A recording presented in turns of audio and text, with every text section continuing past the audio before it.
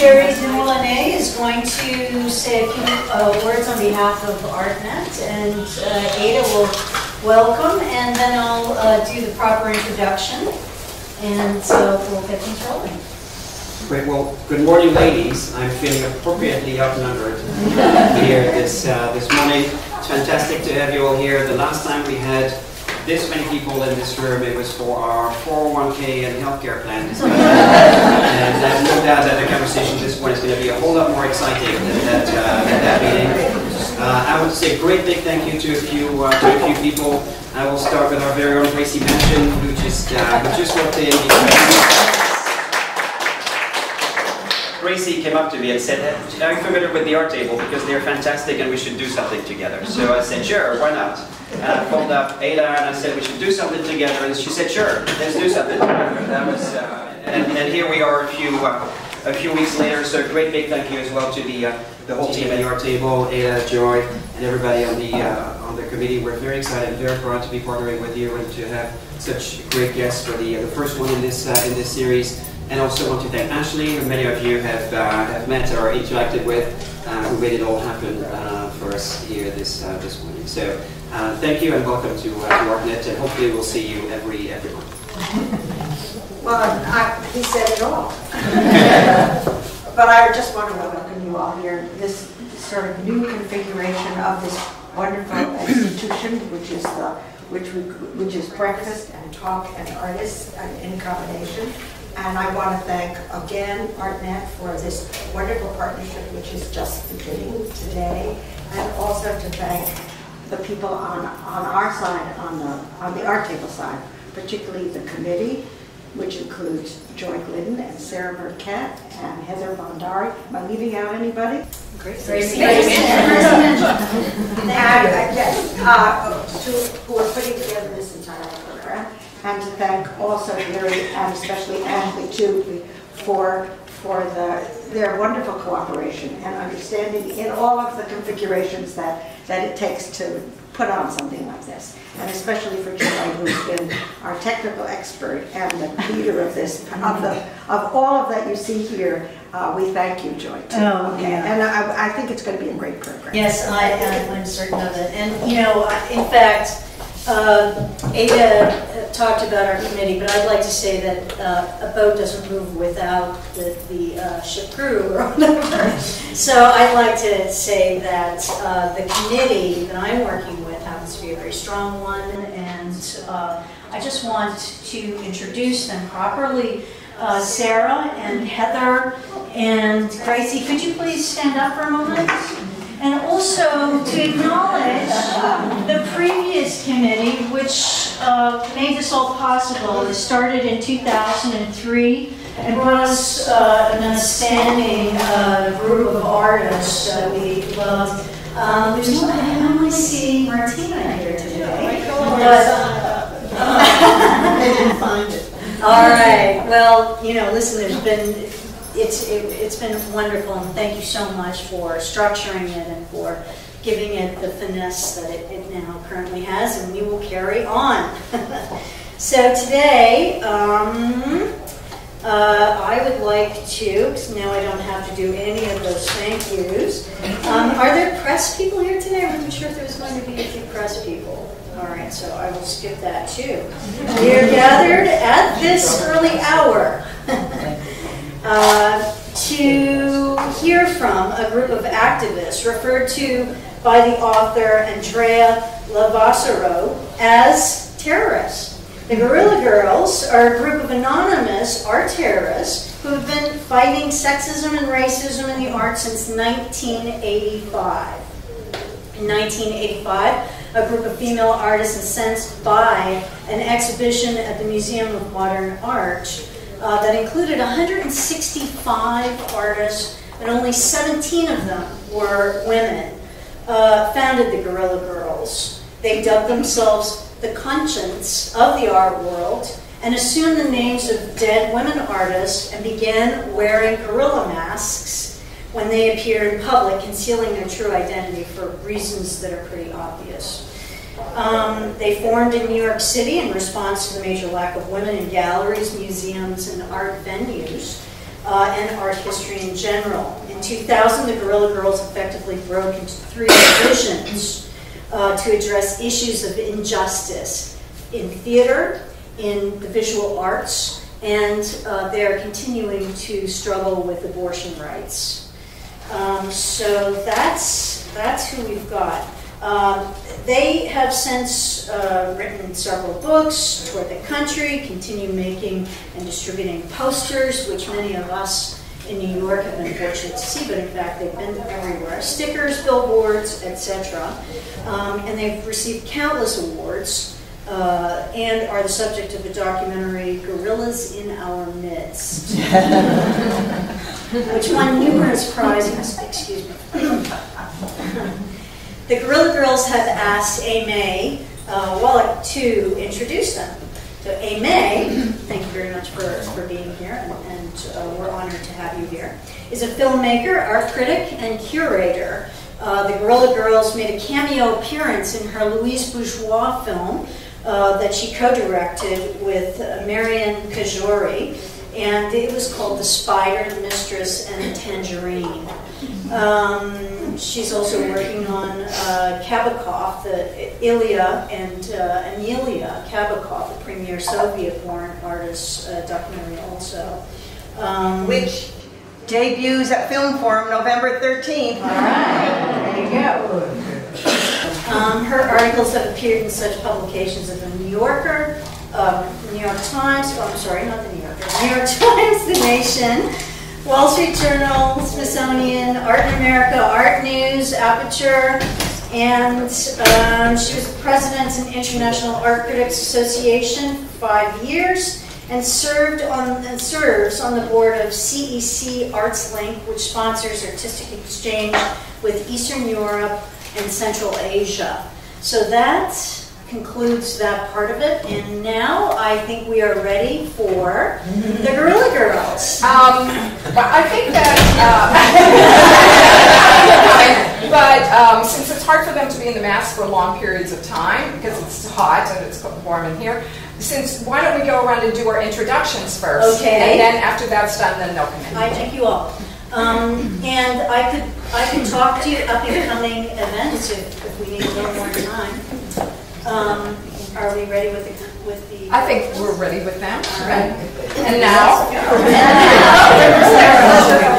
right.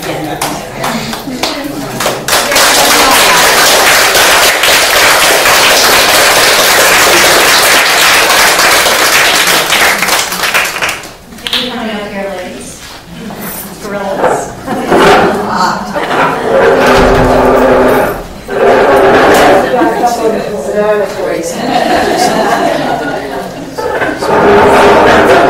So I'm going to do an introduction because Joy did this extraordinary introduction, but really the anarchic, the humor that these women bring to art and to activism is what's always on view and always important. And I have to say, there would be no John Stewart without the Guerrilla Girls. All right. And we're going to start with Gertrude Stein is going to do a PowerPoint presentation of some of the work they've done over the years. This is the first poster we ever did. It appeared in the dead of night on West Broadway. And West Broadway, 420 West Broadway was the belly button of the art world. That was where Leo Castelli's gallery was. And this is before the internet. So the way you broadcast ideas was you put posters up. The entire art world saw this poster, which names names. It names names. And one of the reasons that the people decided to be anonymous was we wanted to be able to name names. And you went after every group, our group, right? You went after artists, galleries, critics, historians, museums. You just went after them. Nobody was safe. That's right. These galleries show no more than 10% women artists or none at all. How many women had one-person exhibitions at New York City museums last year? These critics.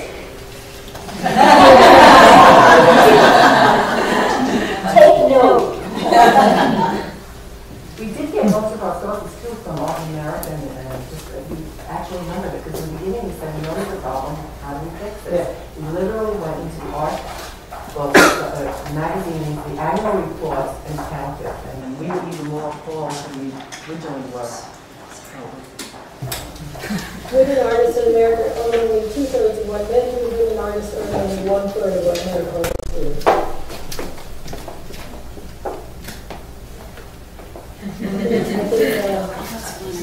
Alice Nielsen will tell us. At this point, we had some sort of reputation, so we could write a poster that just said, you know, like Madonna, you know, even worse in Europe. And we went to documentary, and we made a lot of cards that we passed out and put in posters in bathrooms, but it reminds me of the old days when we first started. We would poster in the middle of the night, 3 o'clock in the morning, with buckets of paint and with brooms, and we get chased by the cops. It was very different. It was really computer, internet. Lots of hands-on. Yes. And giggles. I mean, you kind of have fun. I love Somebody else can read this one. Dearest art collector, it has come to our attention that your collection, like most, does not contain enough art by women. We know that you feel terrible about this and will rectify the situation immediately. All our love, Guerrilla Girls. And look at the space on the top here. So what is this? The Guerrilla Girls went on a retreat in 1999 to a place called Blue Mountain, which is in the Adirondacks. And there we are, on a retreat. Hopefully the bodies are not in the masks. Guerrilla Girls 1986 report card. This is really funny. Mary Boone, Boy Crazy. Grace Morgan at Blacks Initiative. Diane Moore, Could Do Better. Leo Castelli, Not Paying Attention.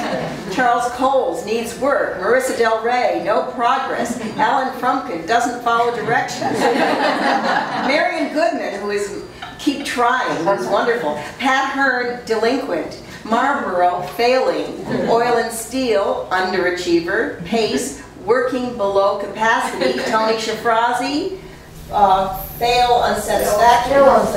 Still Unsatisfactory. Speroni Wet, it's bad handwriting. Speroni Westwater, Unforgivable. Edward Thorpe, Making Excellent Progress. Washburn, Unacceptable. So the Whitney Museum had a biennial, and the Guerrilla Girls did a show which analyzed the value of the trustees' collections in relation to their frequency of exhibition at the Whitney. The way we did this was there was a deep throat inside the Whitney in the Department of Development who gave us the information. She would have been definitely fired. I don't know. She risked her job to give us the information. We also had a target practice. This is a target that tells us. Let's see, I can't read the statistics very well. Throw a dart at the breast, and the proportion of women and women of color is indicated by the size of the areole and the size of the nipple. Can you figure out? So non-white women is the worst, that is the nipple. And around it is the areole, non-white men, which is 4.10%. Non-white women is 0.30%. White women is 24.31%. Yes. And white men is 71.27%. By any of in the Whitney.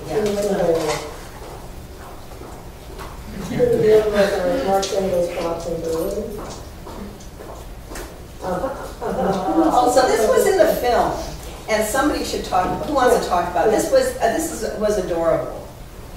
There was going to be a show. The Guggenheim established a new branch downtown. Where Prada is now. Where Prada is now. It's on Prince and Broadway, right? And the first show that they were going to use to inaugurate their downtown venues was 4 white guys. I can't remember. 4 geniuses. I think it was Carl. It was Boyce, Brancusi, Yeah. Carl Andre. Carl Andre, and then one other, I can't remember who it was. Sarah? That was Sarah. And so they wrote this note, and hundreds of women sent it to Tom Prince. And as a result, they picked Louise Bourgeois, and the show became From Brancusi to Bourgeois. Word. We also made maps for everyone who came to the demonstration. Yeah. And they were actually paper bags that had the everybody Yeah, this was a joint action between the Guerrilla Girls and WAC.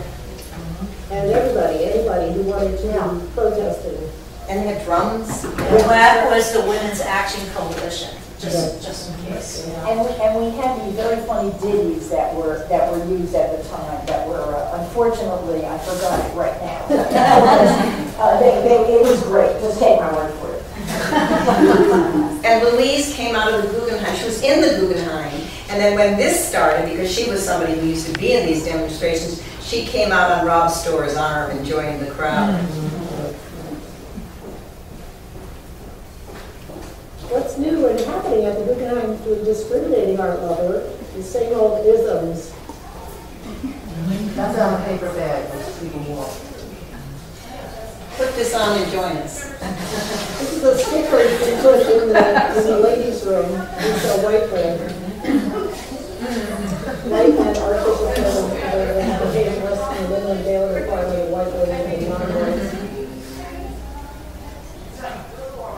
The advantages of being a woman artist. This crowded here. We really worked on this, and this was really one of our real masterpieces. Lots of argument, Lots of discussion. ArtNet because just the process was everybody threw out ideas, and then some stuck and some didn't, but there were some disagreements. why would something not stick, for instance? Well, even the wording or the idea. Yeah. Some were also not as funny, as well as nailing the issue. So everybody can read this, right? It was a combination of all of us, yes. Packets are masterpieces, and it's the one who wrote the longest in the hardest time. That's right. An interesting connection between my daughter and she. And also taking all the negatives and making it positive was very good. It was pretty well. Powerful. Which is actually what you've done as a group. That's right. Making it funny and sexy. Guerrilla Girls pop quiz. So we would have to be naked to get into the Met Museum. For this poster, we famously went to the Met and counted the penises. It was a penis count. What's the significance of yo? That was a graffiti. Actually, from the original painting that we took it from, it was a fan. But what happened was we tried to put them on the bus, and they took it off because they thought it was too obscene because of the fact the fan looked like a penis, and someone graffitied it. Oh, you're talking about what she's holding. Yeah, what she's holding. The oldest graffiti. Yeah. Yeah, the thing in her hand, we meant it to be a mic too, right? A fan or a mic, but it does look phallic. It was originally a fan of the original painting, Original. Bus companies are more enlightened than you. I love this one. It kind of takes the air out of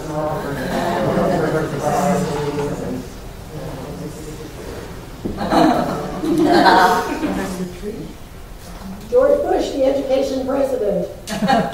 Now, I remember that during this time, we had a lot of discussion about bringing in issues about the war that were outside the art world. So this is the beginning of us reaching out and talking about issues that were not just about the fine art world.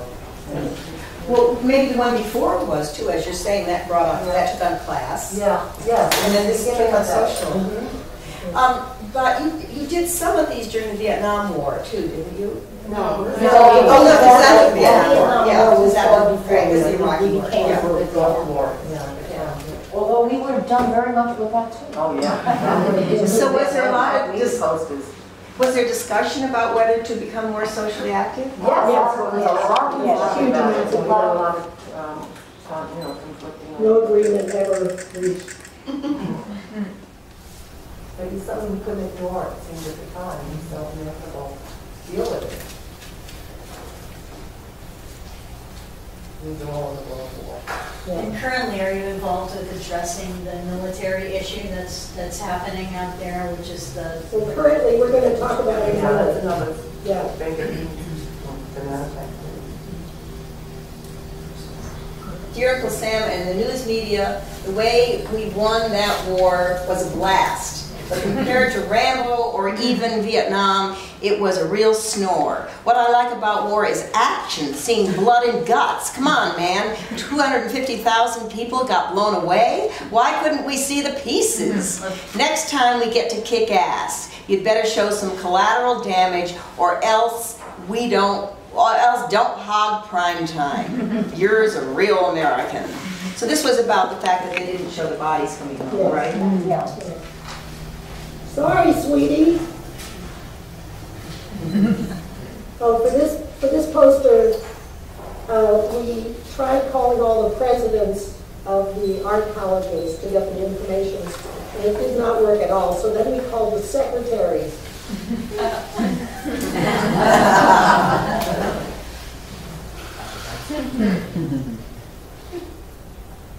Top 10 ways to tell if you're an art world token.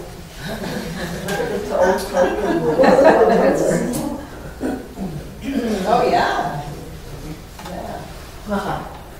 Who is this slimy creature?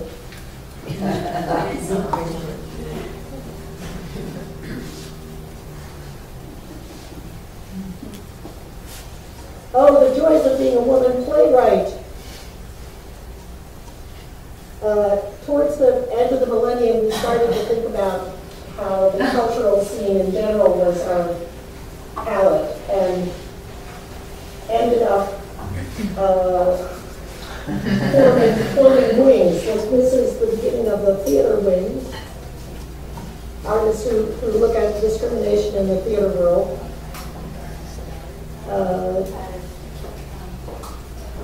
This is a Tony protest. There's a tragedy on Broadway, and it isn't Electra. At risk.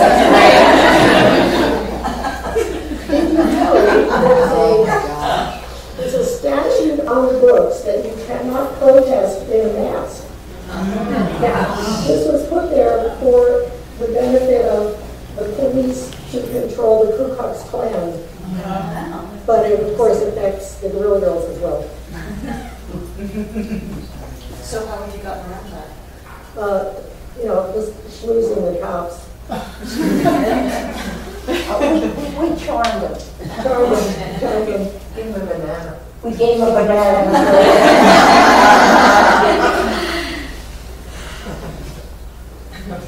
Welcome to my New York, the city of decent food, decent people, and decent art. You remember the Madonna, the elephant Madonna? Was that Chris O'Feely? Think gender doesn't matter in the new economy, think again.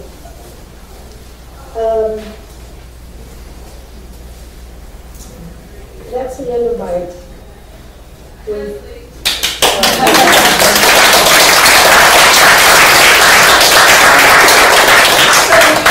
Before this, the Guerrilla Girls jump in on everything and have this wonderful camaraderie, and as you can tell, love to tell stories, decided that they really want to handle this that way. And not only they're going to jump in, but anybody who wants to, please jump in and ask your questions.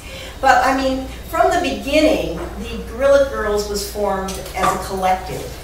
And it was formed, in those days, the idea was you weren't going to have rules, you weren't going to have hierarchies, you were going to share everything, you were going to discuss everything. They didn't vote by majority, you had to have consensus, imagine. And not even 60%, it's a consensus.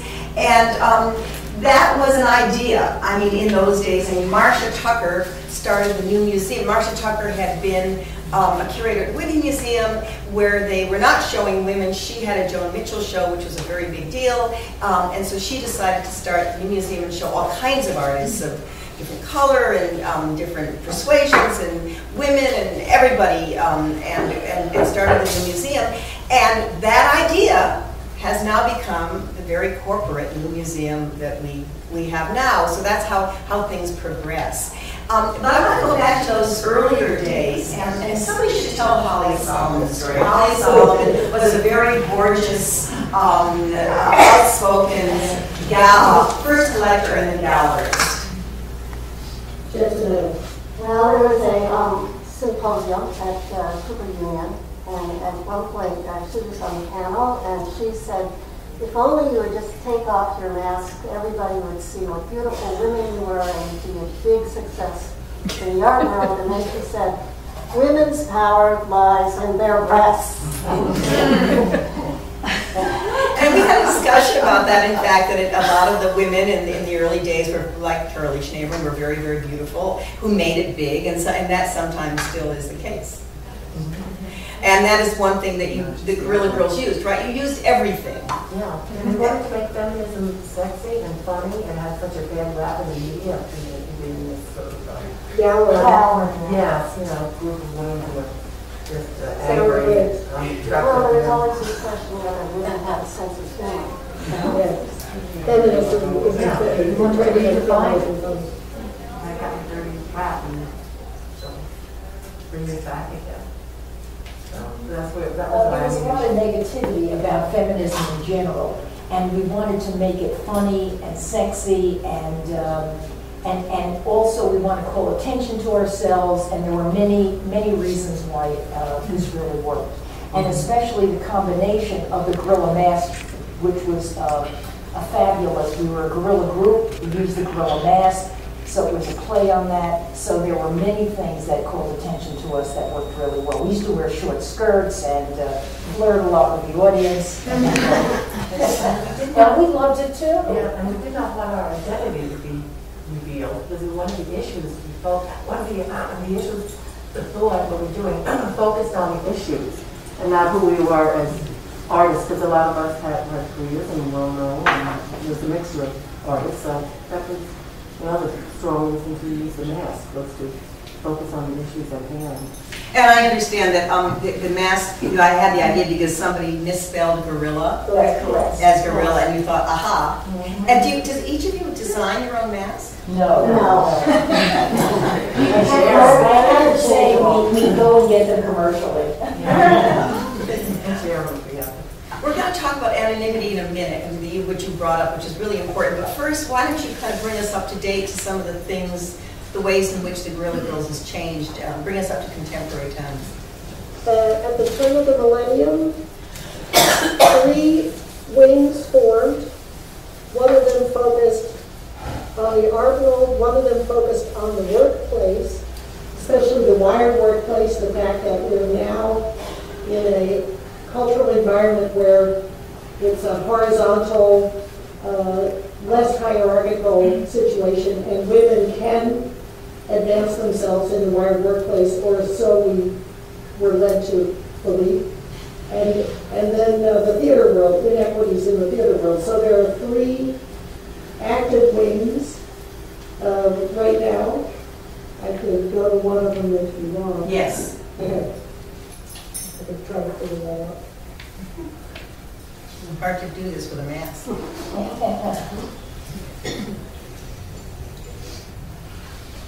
Okay. This is the young girls who are focused on the wired workplace. Heads of state. This is a piece about how guys who run corporations and countries still think it's perfectly okay to treat women like slaves. We're getting an award here from Yoko. We're back in the jungle again. It's called Broadband, Guerrilla Girls Broadband.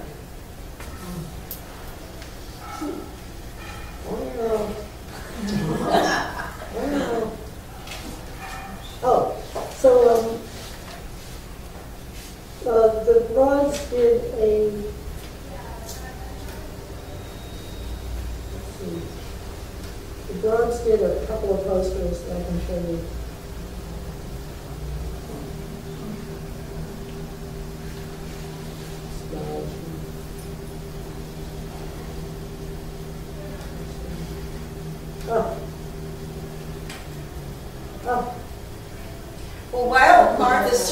to take the pressure off her, I'm going to bring up the fact that there was then, at one point, what the girls have come, as you can tell, the girls have come up with, well, first of all, calling themselves girls at a time when girls was a bad thing to call yourself. They come up with outrageous ways of doing things. They had a split, which they have come to call the banana split. And the reason for the split basically is that they were a collective with no rules, no hierarchy, nobody owned anything, everybody was trying to do things in different ways. Younger women were coming in with different agendas than some of the older women, and two of the women who had, in fact, the organization had formed in the loft of Frida Kahlo. Okay, you found this? The advantages of no choice whatsoever. This is a bus shelter project in Buffalo. Buffalo, the home of reproductive rights. Now, if you go there now, it's a desert. There's not much going on. They're working on a map abortion project that will look at abortion laws across the United States. Every single day I read the paper and there's something. Just today the law in Arizona was reversed because it was just too punitive. You cannot, according to the law that they were trying to put into place, you couldn't have an abortion 18 weeks after conception. War. So you can see that the broads have decided that the world, the big world, is their palette. That the art world is too small and too rarefied to be the limit of what they want to examine. How many Guerrilla Girls exist? I'm not supposed to tell you that. But there have been, between 1985 and thousands. Millions. We have enormous support all over the place. Between 1985 and 2000, there were 100 Guerrilla Girls that came in and out. Yeah. But there have been all kinds of ancillary people, too. How did somebody become a Guerrilla Girl? Was it exclusive or inclusive? I mean, did you say to some women, no, we don't want you, or how did it work? People were invited by other Guerrilla Girls. A mentor, yeah. Are you all artists? Yeah. No museum personnel or anything like that? We let a few in. Yeah, There's some among you that are part of us. Well, my guess is that Marcia, for instance, was a Guerrilla Girl. There were probably some people. That's all speculation. Right. But that does bring us to the anonymity thing, which is that so that two of the Guerrilla Girls, Frida Kahlo, whose loft, the organization was started in 1985, and Kit Kollwitz, decided to file for what's it called? Trademark status, and then sued the other Guerrilla Girls, like Broadband and the theater group, for infringement of trademark, and it became a court case. And as a result of that court case, they outed themselves in papers. So, Kahlo was Julia Semple, who I don't know, and Kollwitz was Erica Rothenberg. And Jeffrey Tobin in the New Yorker published the names, and New York Magazine published them as well. And since then, or maybe even before, there has been a whole discussion, which we are bringing here, about anonymity. There are Guerrilla Girls who would like to be known, and there are Guerrilla Girls who adamantly think that's a terrible idea. You brought up one reason for anonymity. What were some of the other reasons for anonymity, or are they now? I think it's still the same focus, is that if you're anonymous, the issues become primary. And if you're not, there's a possibility of undermining the issues with personality. And as a culture, we seem to be so celebrity and personality obsessed. So in part, being anonymous gives you a certain freedom. as do the masks, you know, just you can say anything. But you know, people vacillate. People put a lot of work into this organization, and sometimes, you know, and then perhaps inadvertently, two names were revealed, and as a collective, everybody participated, and so people credit, you know, also.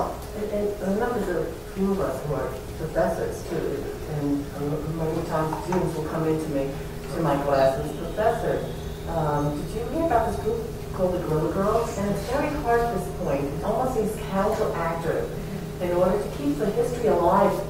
There's part of me that believes that it's time to really talk about the real stories, the real faces behind the masks. Because I think what we did was important, and there's still a lot of work done. Maybe there's a different venue to do it, but what we did, I think, maybe it should be from the 1985 to 2000, where we know we call history because we're in the super sad camp. It's very hard for me to say, I don't know what I'm talking about.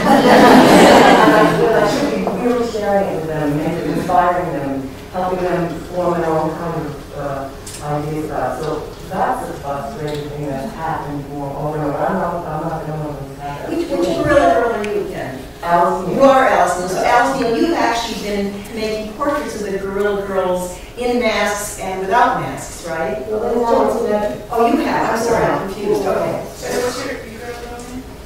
Johnsonetta Stanley Evans. She was a relatively unknown photographer from Maine. And I chose that name in part, you know, in part people chose their names to honor known artists from prior times. And I chose the name in part to highlight the fact that the art world is made of many, many people, most of whom never achieve any, you know, fame. But it takes a whole community to sort of foster genius or help genius emerge. So anyway, so the project involves taking portraits in mask and out of mask of everyone who was ever part of the Guerrilla Girls. To highlight the fact that it was a collective and everybody adds, whether they add just by participating in a discussion or whether they do research or whether they do gigs or, you know, anyway. So it's a history of and a timeline. And what in a certain way, it's a combination. Because it's good because the anonymity. You know, when people think of the Guerrilla Girls, they don't think of one name. They think of what it stands for, and we've been extremely successful in terms of that. So it's not about a specific personality. It's about the Guerrilla Girls, period. But then again, we're also reliving a lot of what the what women have been totaled basically in history. There have been anonymous over the years. I use the name Guerrilla Girl 1 because it's about all the people who have been feminists and who have not been feminists and are not known in history because of the fact they've been women. One of the issues. So it's in a certain way you shoot yourself in the foot because there's so much energy and time that has been devoted and going to a lot of these gigs and working out these fabulous posters, and we also put them on mailboxes which were practically arrested, and all kinds of things that we did. So in a certain way, we want a lot of people want to get credit for the time that we put in. So there's a combination of a yes and a no in terms of what is important, and it's the people who have put the time in. Many of them feel that they want to get that credit. So, how everybody feels about that. Yeah. Yes. Are you ready for that? We actually wanted your feeling about what you think about continuing the anonymity. Not that we're always going to take your consensus here. We can still do what we want. Keep that in mind. That's the kind of group we are. And yes, they never say we'll do what the hell we want. But nevertheless, we wanted to hear what you think about keeping the anonymity, or also a combination of also naming some of the people. We did a long time time ago, do a poster that we named women who were part of the group and were not part of the group. We called them up and said, do you want to be on a poster that said you are a Guerrilla Girl?